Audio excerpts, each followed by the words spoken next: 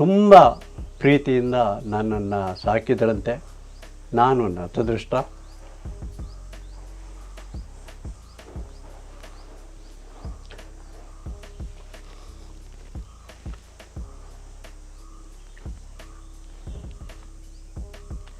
ನಾನು 2ನೇ ವರ್ಷದ ಮಗುವಿದ್ದಾಗಲೇ ನಮ್ಮ ತಾಯಿ ವೈದ್ಯಕೀಯ ಸೌಲಭ್ಯದಿಂದ ತೀರೋದರು.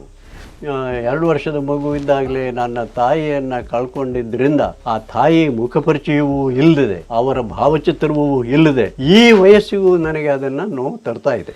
ಕಾಯಿಲೆ ಬಂದ ಕೂಡಲೇ ಆ ಬೂತ್ಗೆ ಕೋಳಿ ಕೊಡು, ಈ ಚೌಡಿಗೆ ಕುರಿ ಕೊಡು, ಆ ಭಟ್ರ ಹತ್ರ ಚೀಟ್ ತಂದು ಕೊಟ್ಟು, ಅದೇನು ತೊಂದರೆ, ಹೋಗಿ ದೇವರ ಮೂರ್ತಿಗಳಲ್ಲಿ ಶಿಲೆಯಲ್ಲಿ ಪ್ರಸಾದ ನೋಡಿಸು, ಈ ರೀತಿ ನಡೀತಾ ಇತ್ತು. ಅದೇ ನಾನು ತೀರ್ಥಹಳ್ಳಿಗೆ ಹೋದಾಗ ಕಾಯಿಲೆ ಬಂದ ಕೂಡಲೇ ಆಸ್ಪತ್ರೆಗೆ ಹೋಗು, ಇದು ನನ್ನನ್ನು ಭಾಳ ದ್ವಂದ್ವಕ್ಕೆ ಸಿಲುಕಿಸ್ತಿತ್ತು. ಆವಾಗಲೇ ನಮ್ಮ ಅಣ್ಣ ಭಾಳ ಬಿಸ್ನೆಸ್ ಮ್ಯಾನ್ ಇಟ್ಟು, ಆವಾಗಲೇ ಕಟ್ಟೆ ಹಾಕ್ಲಲ್ಲಿ ಒಂದು ಜವಳಿ ಅಂಗಡಿ ಇಟ್ಟಿದ್ರು. ರಜಕ್ಕೆ ನಾನು ಬಂದ ಕೂಡಲೇ ಜವಳಿ ಅಂಗಡಿಗೆ ಹೋಗಿ ಕೂರ್ಬೇಕು, ಆ ಬಿಸಿಲಲ್ಲಿ ಗುಡ್ಡ ಹತ್ತಿ ಹೋಗ್ಬೇಕು, ಯಾಕಾದ್ರೂ ರಜೆ ಬರ್ತದೆ ಅಂತ ಆಗ್ತಿತ್ತು ನನಗೆ. ಸೊ ಹೀಗಾಗಿ ನಾನು ಫೇಲ್ ಆಗಿದ್ದು ಅವರಿಗೆ ರೊಟ್ಟಿ ತಪ್ಪಿ ತುಪ್ಪಕ್ಕೆ ಬಿದ್ದಂಗೆ ಆಯ್ತು. ಇವನೋ Kadidal Manjappa, yes, how do you know, he is my relative, you can go ಅಂದರು. ಹೊರಗಡೆ ಮುಂದೆ ನನಗೆ ಕನ್ಫರ್ಮ್ ಆಯಿತು, ಈ ಕಡ್ದಾಳ ಮಂಜಪ್ಪನವ್ರ ಹೆಸರು ಹೇಳಿ ಇನ್ಫ್ಲುಯೆನ್ಸ್ ಮಾಡಿದ್ದಕ್ಕೆ ಇವರು ನನಗೆ ಹೋಗಿದ್ದಾರೆ.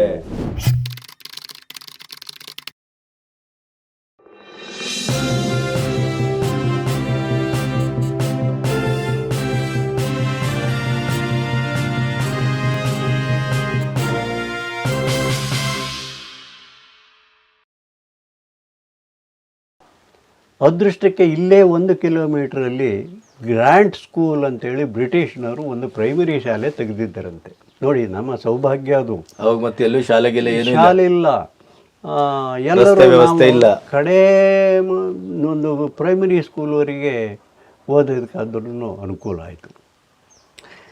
ಹೀಗೆ ನಮ್ಮ ತಂದೆ ಮರಳು ಮೇಲೆ ಅಕ್ಷರ ಬರೆದು ಅದರಲ್ಲಿ ಕಲಿತು ಬರವಣಿಗೆ ಓದು ಆ ಮಟ್ಟಕ್ಕೆ ಬಂದರು. ನಂತರ ಅವರಿಗೆ ವಿದ್ಯಾಭ್ಯಾಸದ ಬಗ್ಗೆ ಆಸಕ್ತಿ ಇದ್ದಿದ್ದರಿಂದ ನಮ್ಮ ಅಣ್ಣ ಶ್ರೀಧರನ ತಂದೆ ಪುಟ್ಟೇಗೌಡರನ್ನು ಅವ್ರನ್ನೂ ತೀರ್ಥಹಳ್ಳಿಗೆ ಕಳಿಸಿ ಯಾವುದೋ ಒಬ್ಬ ನೆಂಟರ ಮನೇಲಿ ಊಟಕ್ಕೆ ವ್ಯವಸ್ಥೆ ಮಾಡಿ ಅವರು ಆ ಕಾಲದಲ್ಲಿ SLCಯನ್ನು ಪಾಸ್ ಮಾಡ್ಕೊಂಡು ಬಂದಿದ್ರು. ನನಗೆ ಬುದ್ಧಿ ಬರುವಾಗ, ಇಲ್ಲಿ ಬರುವಾಗ ಆವಾಗ ಮೆಟ್ರಿಕ್ಯುಲೇಷನ್ ಅಂತ ಅದಕ್ಕೆ ಕರಿತಾಯಿದ್ರು. ಅವಾಗ SLC ಅವರು ಮಾಡಿದರು. ಹಾಗಾಗಿ ಅವರಿಗೆ ವಿದ್ಯಾಭ್ಯಾಸದ ಬಗ್ಗೆನೂ ಅರಿವಿತ್ತು. ಅದೇನೇ ಇರಲಿ, ಈಗ ಕೋಟೆ ಕಪ್ಪಕ್ಕೆ ಹೋಗಿ ಅಲ್ಲಿ ಪ್ರಾರಂಭ ಆಯಿತು. ಇಲ್ಲಿ ಪ್ರೈಮರಿ ಸ್ಕೂಲು ಮುಗಿದಂಥ ಹೆಣ್ಣು ಮಕ್ಕಳು ಸಹ, ಹೆಣ್ಣು ಮಕ್ಕಳು ಕೂಡ ಅನ್ನವನ್ನು ಬುತ್ತಿ ಕಟ್ಟಿಕೊಂಡು ಬೆಳಗ್ಗೆ ಎದ್ದು ಹೊಳೆ ದಾಟಿ 1 ಕಿಲೋಮೀಟ್ರ್ ಕಾಡಲ್ಲಿ ನಡ್ಕೊಂಡು ಹೋಗಿ ಅಲ್ಲಿ ಕೆಲಸ ಕಾರ್ಯ ಮಾಡಿ ರಾತ್ರಿ ವಾಪಸ್ ಮನೆ ಬಂದು ಸೇರ್ತಕ್ಕಂಥದ್ದು. ರಾತ್ರಿ ಬರುವಾಗ ಮಳೆ ಬಂದು ಹೊಳೆ ಜಾಸ್ತಿ ಬಂದು ದೋಣಿ ದಾಟೋದಕ್ಕೆ ಕಷ್ಟವಾದಂಥ ಪರಿಸ್ಥಿತಿಗಳು ಆಳಾಯ್ತದೆ.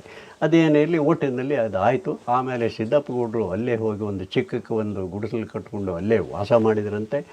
ನಂತರದಲ್ಲಿ ಒಂದು ಉದ್ದಕ್ಕೆ ಒಂದು ಲೈನು, ಸಾಮಾನ್ಯ ಈಗ ಕೊಟ್ಟಿಗೆ ಅಂತಾರಲ್ಲ ಆ ರೀತಿ ಒಂದು 3-4 ಅಂಕಣದ ಒಂದೇ ಲೈನನ್ನು ಮಾಡಿ ಅದರಲ್ಲೇ ಹೋಗಿ ಅವರು ಸಿದ್ದಪ್ಪಗೌಡರ ಕುಟುಂಬದವರು ಎಲ್ಲ ಹೋಗಿ ಅಲ್ಲಿ ವಾಸ ಮಾಡಿದರು. ಸಿದ್ದಪ್ಪಗೌಡರು 2ನೇ ಮಗ ಮತ್ತು ಸಿದ್ದಪ್ಪಗೌಡರು ಅಲ್ಲಿ ವಾಸ ಮಾಡಿದರು. ಇಲ್ಲಿ ಯಾರು ಬೇರೆ ಮಾಡಿದ್ರಿ ಮಕ್ಕಳು ಇಲ್ಲದೆ ಇದ್ದಿದ್ದಲು, ನಾನು ಚಿಕ್ಕವನಿದ್ದಿದ್ದರಿಂದಲೂ ಪುಟ್ಟೇಗೌಡರು, ನಮ್ಮ ಚಿಕ್ಕಪ್ಪನ ಹಿರಿಯ ಮಗ ಪುಟ್ಟೇಗೌಡರು ಮತ್ತು ನಮ್ಮ ತಂದೆ ಇಲ್ಲೇ ಒಟ್ಟಿಗೆ ಇದ್ದರು. ದೊಡ್ಡಪ್ಪ ಮಗ ಅನ್ಯೋನ್ಯವಾಗಿದ್ದರು. ಇಲ್ಲಿ ಅವರಿಗೆ ಪುಟ್ಟೇಗೌಡರಿಗೆ ಮದುವೆನೇ ಆಯಿತು. ಕಡದಾಳ ಮಂಜಪ್ಪನವರ ಮೊದಲನೇ ತಂಗಿ ಸೀತಮ್ಮನ ಮೊದಲನೇದಾಗಿ ಮದುವೆ ಆದರು. ಅವರಿಗೆ ಒಂದು ಮಗುವಾಯಿತು, ಸರಳ ಅಂತ. ಅವರಿಗೆ ಕಾಯಿಲೆ ಬಂದಾಗ ಶಿವಮೊಗ್ಗಕ್ಕೆ ಕರ್ಕೊಂಡು ಹೋದರು. ಮಂಜಪ್ಪನವರು ಆವಾಗ ವಕೀಲಿ ಮಾಡ್ತಾಯಿದ್ರು. ನಮ್ಮ ದುರಾದೃಷ್ಟ ಅವರು ತೀರೋದರು. ಇದಕ್ಕೆ ಮೊದಲು ಹೇಳಬೇಕು ಅಂತೇಳಿ ಹೇಳಿದರೆ, ಇದಕ್ಕಿಂತ ಮೊದಲಿಂದು ಸ್ವಲ್ಪ ನಾನು ಮರೆತೆ.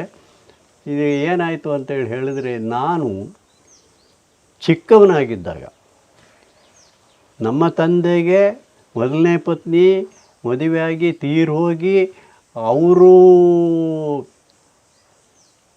ಮತ್ತೊಂದು ಮದುವೆಯಾಗಿ 2ನೇ ಪತ್ನಿಯ ಮೊದಲನೇ ಮಗ, ಅಂದರೆ 3 ಜನ ಹೆಣ್ಣುಮಕ್ಕಳು ಮೊದಲು.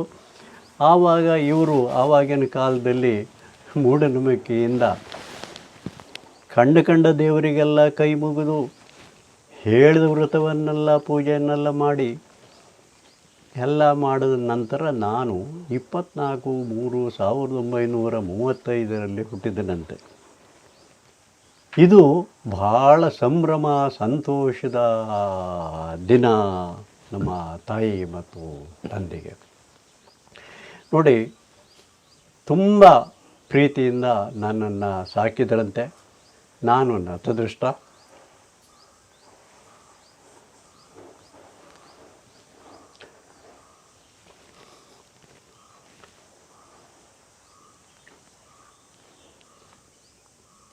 ನಾನು 2ನೇ ವರ್ಷದ ಮಗುವಿದ್ದಾಗಲೇ ನಮ್ಮ ತಾಯಿ ವೈದ್ಯಕೀಯ ಸೌಲಭ್ಯದಿಂದ ತೀರೋದರು.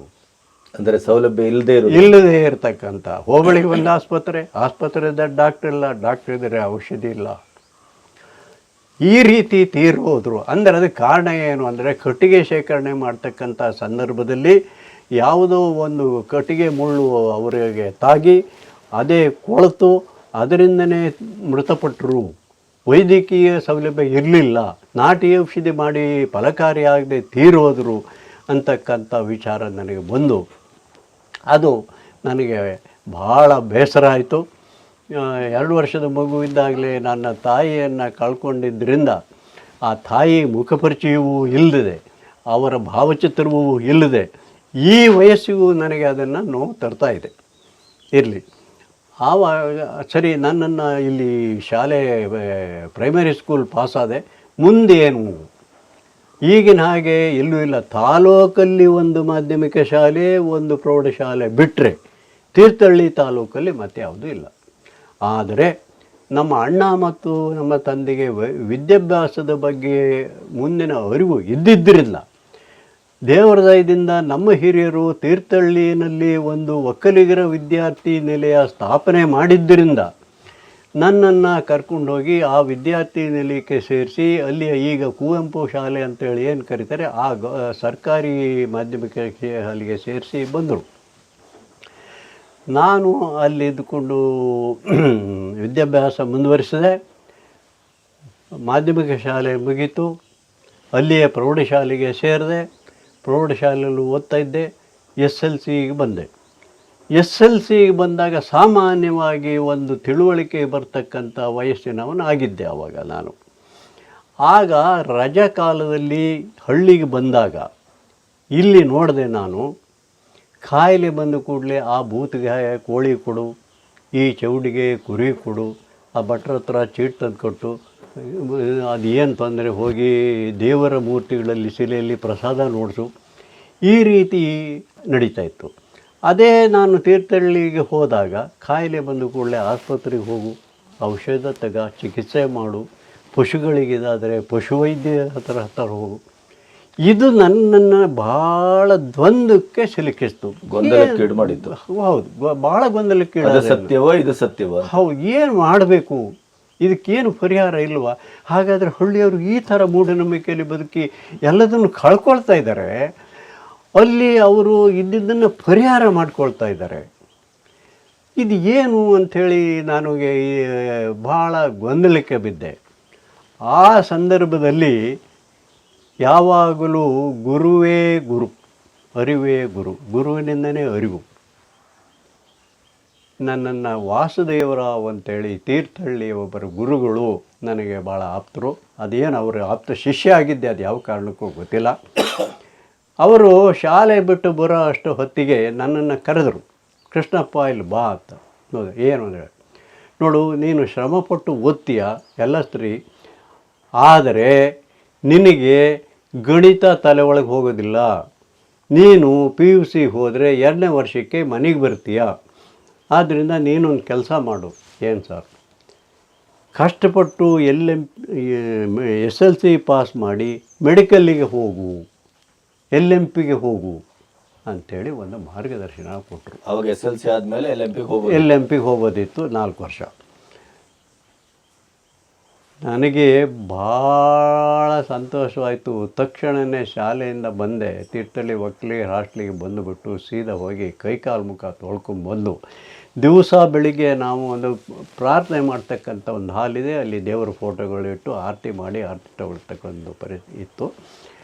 ಆ ದೇವರ ಫೋಟೋ ಮುಂದೆ ಹೋಗಿಬಿಟ್ಟು ನಾನು ಒಂದು ಬೇಡ್ಕೊಂಡೆ, ನಾನು ಡಾಕ್ಟ್ರೇ ಆಗೇ ಆಗ್ತೀನಿ, ಡಾಕ್ಟ್ರ್ ಆದ ನಂತರವೂ ಸಹ ಹಳ್ಳಿ ಒಳಗೆ ಸೇವೆ ಮಾಡಿ ಮಕ್ಕಳಿಗೆ ತಾಯಿ ಪ್ರೀತಿ ದೊರೆಯುವಂತೆಯೂ ತಾಯಿಗೆ ಮಕ್ಕಳ ಮಮತೆ ದೊರೆಯುವಂತೆಯೂ ನನ್ನ ಇತಿಮಿತಿಯಲ್ಲಿ ಮಾಡ್ತೀನಿ ಅಮ್ಮ, ನೀನು ಅಲ್ಲಿಂದನೇ ನನಗೆ ಆಶೀರ್ವಾದ ಮಾಡು ಅಂಥೇಳಿ ದೇವರ ಮುಂದೆ ಒಂದು ಪ್ರತಿಜ್ಞೆ ಮಾಡಿಬಿಟ್ಟೆ ಗಣಪತಿಯವರೇ. ನಿಮ್ಮ ತಾಯಿಯವರ ಹತ್ರ ಬೇಡಿಕೊಂಡು ನನಗೆ ಅಲ್ಲಿಂದನೇ ನೀನು ಆಶೀರ್ವಾದ ಮಾಡು, ನಾನು ಈ ರೀತಿ ಮಾಡ್ತಾ ಕೊಟ್ಟಿದ್ದೀನಿ ಅಂಥೇಳಿ ನಮ್ಮ ತಾಯಿಯ ಸ್ಮರಣೆ ಮಾಡಿ ನಾನು ಪ್ರತಿಜ್ಞೆ ಮಾಡಿದೆ. ತಾಯಿಯವರ ಹೆಸರು ನೆನಪಿದೆಯಾ? ಚೆನ್ನಮ್ಮ. ಆಯಿತು, ಎಲ್ಲ ಮಾಡಿದ್ದೆಲ್ಲ ಸರಿ, SLC ಫೇಲು. ಪ್ರತಿಜ್ಞೆ ಕಥೆ ಏನು? SLC fail. ಇಲ್ಲಿ ಮನೆ ಒಳಗೆ ಬೇಡ ಸುಮ್ಮನೆ ಅಂತ ಹೋಗ್ತೀಯ, ಬೇಡ ಆಯಿತಾ, ಇಲ್ಲಿ ಇವರಿಗೆ ದುಡಿಮೆ ಕಾಲ, ಕೆಲಸಕ್ಕೊಂದು ಆಳು ಅಲ್ಲಿ ಅಂಥದ್ದು ರೈಸ್ ಮಿಲ್ ಮಾಡಬೇಕು ಅಂತ, ನೀನು ಕುಡುಮಲ್ಗಿಲ್ಲಿ ರೈಸ್ ಮಿಲ್ಲಿಗೆ ಹಾಕ್ತೀನಿ ಕೊಂಡು ಅಲ್ಲಿ ಹೋಗಬೇಕು, ನೀನು ಅದನ್ನು ನೋಡ್ಕೋ, ಹಾಗೆ ಹೀಗೆ ಅಂತ. ಆವಾಗಲೇ ನಮ್ಮ ಅಣ್ಣ ಭಾಳ ಬಿಸ್ನೆಸ್ ಮ್ಯಾನ್ ಇಟ್ಟು ಆವಾಗಲೇ ಕಟ್ಟೆ ಹಾಕ್ಲಲ್ಲಿ ಒಂದು ಜವಳಿ ಅಂಗಡಿ ಇಟ್ಟಿದ್ರು. ರಜಕ್ಕೆ ನಾನು ಬಂದ ಕೂಡಲೇ ಜವಳಿ ಅಂಗಡಿಗೆ ಹೋಗಿ ಕೂರ್ಬೇಕು, ಆ ಬಿಸಿಲಲ್ಲಿ ಗುಡ್ಡ ಹತ್ತಿ ಹೋಗ್ಬೇಕು, ಯಾಕಾದ್ರೂ ರಜೆ ಬರ್ತದೆ ಅಂತ ಆಗ್ತಿತ್ತು ನನಗೆ. ಸೊ ಹೀಗಾಗಿ ನಾನು ಫೇಲ್ ಆಗಿದ್ದು ಅವರಿಗೆ ರೊಟ್ಟಿ ತಪ್ಪಿ ತುಪ್ಪಕ್ಕೆ ಬಿದ್ದಂಗೆ ಆಯಿತು. ಅಥವಾ ಒಂದು ಕೆಲಸಕ್ಕೆ ಆಳು ಸಿಕ್ಕಿದ್ರು ಗ್ಯಾರಂಟಿ ಆಯ್ತು ಅವರಿಗೆ. ಆದರೆ ನಾನೇನು ಮಾಡಿದೆ, ಅವರಿಗೆ ಕನ್ವಿನ್ಸ್ ಮಾಡಿ ನಾನು ಏನಾದರೂ ಮಾಡಿ SLC ಪಾಸ್ ಮಾಡ್ಕೊಬರ್ತೀನಿ, ಆಮೇಲೆ ಹೇಗೂ ಕೆಲಸ ಮಾಡಲಿಕ್ಕೆ ಇದೆ ಅಂತೇಳಿ ಹೇಳಿ ಹೋಗಿ ಅಲ್ಲಿ ನ್ಯಾಷನಲ್ ಹೈಸ್ಕೂಲಲ್ಲಿ ಬೆಳಿಗ್ಗೆ ಈ ಸಪ್ಲಿಮೆಂಟ್ರಿಲಿ ಅಂಥೇಳಿ ಒಂದು ಎಕ್ಸಾಮ್ ಮಾಡ್ತಾರೆ 3 ತಿಂಗಳಿಗೆ ಸೆಪ್ಟೆಂಬರ್ಗೆ. ಆ ಶಾಲೆ ಇತ್ತು ನ್ಯಾಷನಲ್ ಹೈಸ್ಕೂಲಲ್ಲಿ. ಆ ಶಾಲೆಗೆ ಸೇರಿಕೊಂಡು ಯಾವುದೋ ಒಂದು ಮಂಡಿಯ ಮಾಡಿ ಮೇಲೆ ಮಲ್ಕೊಂಡು ಏನೋ ವ್ಯವಸ್ಥೆ ಎಲ್ಲ ನಾವೇ ಮಾಡ್ಕೊಳ್ಬೇಕಿತ್ತು, ಏನೋ ವ್ಯವಸ್ಥೆ ಮಾಡಿಕೊಂಡು ಅಂತ ಪರೀಕ್ಷೆ ಕಟ್ಟಿದೆ. SLC ಪಾಸ್ ಆಯಿತು. ಸರಿ, ಭಾಳ ಸಂತೋಷ ಆಯಿತು. SLC ಪಾಸ್ ಆಯಿತು, ಮನೆಗೆ ಬಂದೆ. ನನಗೇನು ಅಂದರೆ ಡಾಕ್ಟ್ರ್ ಆಗಬೇಕು ಅನ್ನೋದೊಂದು ಆಸೆ. ಇಲ್ಲಿ ಮನೆಯವರಿಗೆ ಬೇಡ, ಇಲ್ಲಿ ಇರಬೇಕು ಅಂತ ಇದು. ಕೊನೆಗೂ ನಮ್ಮ ಅಣ್ಣಗೆ ಹೇಳಿದೆ, ಬೇಡ ಬಿಡಪ್ಪ ಅಂತ ಹೇಳಿದ್ರು. ಆಮೇಲೆ ಅವರಿಗೆ ನಾನು ನಿಧಾನವಾಗಿ ಅವರಿಗೆ ಮಾತಾಡಿ, ನಾನೊಬ್ಬ ಈ ಮನೆಯಲ್ಲಿ ಈ ಕಾಲದಲ್ಲಿ ಡಾಕ್ಟ್ರಾದರೆ ಈ ಮನೆತನಕ್ಕೂ ಒಂದು ಹೆಸರು ಬರುತ್ತೆ, ಹೀಗೆ ನಾನೊಂದು ಪ್ರತಿಜ್ಞೆನೂ ಮಾಡಿಬಿಟ್ಟಿದ್ದೀನಿ ಅಣ್ಣಯ್ಯ, ನಾನು ಹೋಗ್ತೀನಿ ಅಂಥೇಳಿ ನಮ್ಮ ಅಣ್ಣ ಮತ್ತು ನಮ್ಮ ತಂದೆಯವರಿಗೆ ನಿಧಾನವಾಗಿ ಎಲ್ಲ ವಿವರಣೆ ಮಾಡಿದಾಗ ಅವರು ಕೂಡ ಸಂತೋಷವಾಗಿ ಒಪ್ಪಿದರು. ಹೋಗು ನೀನು ಅಂತೇಳಿ ಹೇಳಿದರು. ಆವಾಗ ಕಡದಾಳ್ ಮಂಜಪ್ಪನವ್ರು ನಾನು ಹೇಳಿದ್ನಲ್ಲ, ಅವರು ನಮಗೆ ಭಾವ ಆಗಬೇಕಿತ್ತು. ಆವಾಗ ಅವರು ರೆವಿನ್ಯೂ ಮಂತ್ರಿಗಳಾಗಿದ್ದರು. ಅಣ್ಣಯ್ಯ ನನಗೆ ಅವರಿಗೆ ಒಂದು ಕಾಗದ ಕೊಡು ಹೀಗೆ ಅಂತೇಳಿ ಹೇಳಿದೆ. ಅಣ್ಣಯ್ಯ ಒಂದು ಕಾಗದನ್ನು ಬರೆದು ಕೊಟ್ಟರು. ಸರಿ, ಅದನ್ನು ತಗೊಂಡು ಸೀದಾ ಕಡದಾಳ್ ಮಂಜಪ್ಪನವ್ರ ಹತ್ರ ಹೋದೆ. ಅಲ್ಲಿ ಹೋಗಿಬಿಟ್ಟು ಒಬ್ಬ ಮಿನಿಸ್ಟ್ರ್ ಆದಾಗ MLAs ಎಲ್ಲ ಮುತ್ಕೊಂಡಿರ್ತಾರೆ, ಸ್ವಾಭಾವಿಕ ಅದೇ ಥರ ಇತ್ತು. ನಾನು ಸಣ್ಣ ಹುಡುಗ ಆದ್ದರಿಂದ ಎಲ್ಲ ಗುಂಪಲ್ಲಿ ನುಗ್ಕೊಂಡು ಹೋಗಿದ್ದೆ, ಅವ್ರಿಗೆ ಎದುರುಗಡೆ ನಿಂತಿದ್ದೆ. ಅಷ್ಟೊತ್ತಿಗಾಗಲೇ LMPಗೆ ಅರ್ಜಿ ಹಾಕಿದ್ದೆ ನೀವು? ಹೌದು, ಹಾಕಿದ್ದೆ, ಅರ್ಜಿ ಹಾಕಿದ್ದೆ. ಅರ್ಜಿ ಹಾಕಿ ನಂತರ ಹೋಗಿದ್ದು. ಇಂಟರ್ವ್ಯೂಗೆ ಬಂದಿತ್ತು, ಹಾಗಾಗಿ ಹೋದೆ. ಸೀದಾ ನುಗ್ಕೊಂಡು ಹೋಗಿ ಎದುರುಗಡೆ ನಿಂತಿದ್ದೆ. ಮಂಜಪ್ಪನವರಿಗೆ ನಾನು ಹೊಳೆಕಪ್ಪ ಸುಬ್ಬಯ್ಯಗೌಡ್ರ ಮಗ ಪುಟ್ಟಣ್ಣಯ್ಯ ಒಂದು ಕಾಗದ ಕೊಟ್ಟಿದ್ದಾನೆ ಅಂತ ಹೇಳಿ ತೆಗೆದು ಕಾಗದ ಇಟ್ಟೆ. ಸರಿ ಪಾಪ, ನೀನು ಏನೋ ಎಲ್ಲ ಚೆನ್ನಾಗಿದ್ದರು ಅಂಥೇಳೆಲ್ಲ ಭಾಳ ಪ್ರೀತಿಯಿಂದ ಮಾತಾಡಿಸಿ ಅವ್ರ ಹೆಂಡತಿ ಲಕ್ಷ್ಮಮ್ಮನ ಕರೆಗೆ ಅಂತೇಳಿ ಕರೆದು ಕಾಫಿ ತಿಂಡಿ ಕೊಡು ಅಂತೇಳಿ ಹೇಳಿದ್ರು. ನಾನು ಒಳಗಡೆ ಹೋದೆ. ಅವರು ಮಾತಾಡ್ತಾ ಕಾಫಿ ತಿಂಡಿದ್ದು. ಅಷ್ಟೊತ್ತಿಗೆ ಆವಾಗ ಅಟಾರ ಕಚೇರಿ ಅಂತೇಳಿ ಏನು ಈಗೇನು ವಿಧಾನಸಭೆ ಎದುರುಗಡೆ ಇದೆ, ಅದರಲ್ಲಿ ಹೌದು ಹೈಕೋರ್ಟ್ ಇದೆಯಲ್ಲ, ಅದರಲ್ಲಿ ಈ ಕ್ಯಾಬಿನೆಟ್ ನಡೀತಾ ಇತ್ತಂತು. ಸರಿ, ನಾನು ಇವತ್ತು ಕ್ಯಾಬಿನೆಟ್ ಮೀಟಿಂಗ್ ಇದೆ ಕಣೋ, ನಾನು ಹೋಗ್ತೀನಿ ಅಂದರು. ಇಲ್ಲ, ಸ್ವಲ್ಪ ಮಾತಾಡಬೇಕು ನಿಮಗೆ. ಏನು ಕೇಳಿದ್ರು. ನಾನು ಹೀಗೆ ಮೆಡಿಕಲ್ಲಿಗೆ ಹಾಕಿದ್ದೀನಿ ಅರ್ಜಿ, ಇಂಟರ್ವ್ಯೂ ಇದೆ, ಅದಕ್ಕೆ ನೀವು ನನಗೆ ಸಹಾಯ ಮಾಡಬೇಕು. ಪುಟಣೆ ಹಾಗೂ ಕಾಗದ ಕೊಟ್ಟಿದ್ದು ನೋಡಿದ್ರಲ್ಲ, ಹೇಗೆ? ಆವಾಗ ಹೇಳಿದರು, ಆಯಿತು, ಯಾವತ್ತು ಇಂಟರ್ವ್ಯೂ ಇದೆ? ಇವತ್ತು. ಮೆಂಬರ್ ಯಾರು? ಗೊತ್ತಿಲ್ಲ. ಆವಾಗ ನನಗೆ ಸ್ವಲ್ಪ ಗದರಿಸಿದ್ರು ಅವರು. ಏನಪ್ಪ ಹುಡುಗರು ನೀವು, ಸ್ವಲ್ಪನೂ ಗೊತ್ತಿಲ್ಲ, ಹಳ್ಳಿ ಹುಡುಗನೇ ಆಗಿದೆಯಲ್ಲ ಯಾರು ನೀನು, ಅಲ್ಲ ಮೆಂಬರ್ಸ್ ಯಾರು ಅಂತ ತಿಳ್ಕೊಂಡಿಲ್ಲ, 2 ದಿವಸ ಮುಂಚೆ ಬಂದಿಲ್ಲ, ನಾನು ಯಾರಿಗೆ ಫೋನ್ ಮಾಡ್ಬೇಕು ಹೇಳೋ, ಹಾಗಾದ್ರೆ ಹೇಳ್ತೀನಿ ಅಂತೇಳಿ ಗದರಿಸಿ, ಆಮೇಲೆ ತಿರ್ಗಾ ಅವರ ಪರ್ಸ್ನಲ್ ಸೆಕ್ರೆಟ್ರಿ ಕರೆದು ಅದು ಯಾರಿಗೂ ಹೇಳಿದ್ರು, ಇಂಥವ್ನಿಗೆ ಫೋನ್ ಮಾಡು, ಮೆಂಬರ್ಸ್ ಯಾರು ತಿಳಿ ಅಂತ ಹೇಳಿದರು. ಸರ್ ಇಂಥವ್ರು ಅಂತೇಳಿ ಹೇಳ್ದ. ಅವರಿಗೂ ನೋಡ್ರಿ ನಮ್ಮ ಹುಡುಗ ಬರ್ತಾನೆ, ಇವನು ಅದಕ್ಕೆ ಯೋಗ್ಯನಾಗಿದ್ದಲ್ಲಿ ಇವನ್ನ ಆಯ್ಕೆ ಮಾಡಿ ಅಂಥೇಳಿ ಅದು ಏನೇನೋ ಅವರು ಹೇಳಿದರು. ಸರಿ ಆಯಿತು. ಅವತ್ತೇ ಇಂಟರ್ವ್ಯೂ ಇತ್ತು, ಮೆಡಿಕಲ್ ಸ್ಕೂಲು. ಆವಾಗ ರಿಕ್ಷಾ ಇಲ್ಲ, ಒಂದು ಜಟ್ಕ ಗಾಡಿ ಮಾಡಿಕೊಂಡು ಹುಡ್ಕೊಂಡು ಬಸವನಗುಡಿಗೆ ಹೋಗೋ ದಾರಿಯಲ್ಲಿ ಮೆಡಿಕಲ್ ಸ್ಕೂಲ್ ಇತ್ತು, ಸೀದಾ ಅಲ್ಲಿ ಹೋದೆ. ನನ್ನ ಹಾಗೆ 106 ಜನ ಯುವಕರು ಬಂದಿದ್ದರು. ಇಂಟರ್ವ್ಯೂ ಹೋದೆ, ನನ್ನ ಸರದಿ ಬಂತು. 3 ಜನ ಮೆಂಬರ್ಸ್ ಕೂತಿದ್ದರು, committee members, selection committee members. ಅಲ್ಲಿ ಹೋದೆ. Where are you from? I am from Thirthahalli. ಇವನೋ Kadidal Manjappa. Yes. How do you know? He is my relative. What type of relation you have got with him? His own sister married my brother, so he is my brother-in-law ಅಂದೆ. You can go ಅಂದರು. ಹೊರಗಡೆ ಬಂದೆ. ನನಗೆ confirm ಆಯಿತು, ಈ ಕಡದಾಳ್ ಮಂಜಪ್ಪನವ್ರ ಹೆಸರು ಹೇಳಿ influence ಮಾಡಿದ್ದಕ್ಕೆ ಇವರು ನನಗೆ ಮಾಡಿದ್ದಾರೆ.